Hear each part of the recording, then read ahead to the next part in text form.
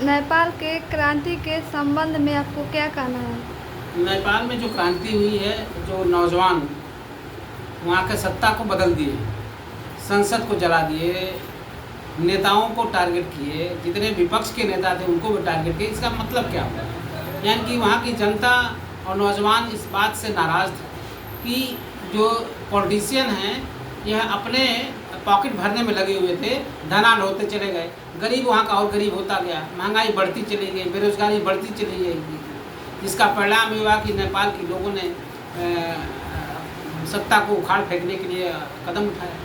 तो इस तरह की जो क्रांतियाँ होती हैं तो कहीं न कहीं असमंजस की स्थिति होती है, और उस क्रांति का सूत्रधार क्या होता है कि भेदभाव, दूरी, गरीबी और अमीरी की दूरी बढ़ जाती है जब, तब असंतोष फैलता है।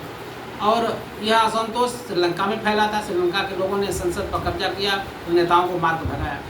यही घटना पश्चिम बंगाल, बांग्लादेश, पश्चिम बंगाल के बगल में बांग्लादेश है, बांग्लादेश में भी वहाँ की जनता ने इन नेताओं को मार कर भगाया। नेपाल में यही हाल हुआ।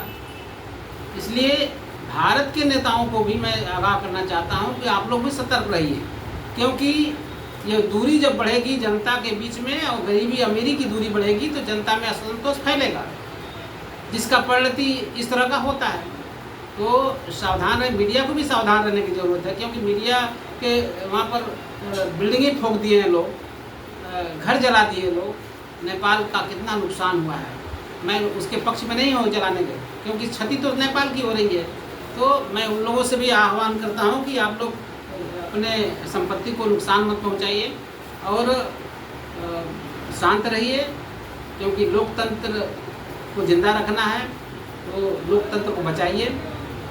और भारत में भी इस तरह से असंतोष फैल सकता है, इसलिए कह रहा हूँ कि यहाँ भी बेरोजगारी का आलम है, महंगाई का आलम है, और किसान परेशान है, महंगाई बढ़ती चली जा रही है, डॉलर का भाव गिरता चला जा रहा है, कोई सुविधाएं नहीं मिल पा रही है, जिससे असंतोष फैल रहा है।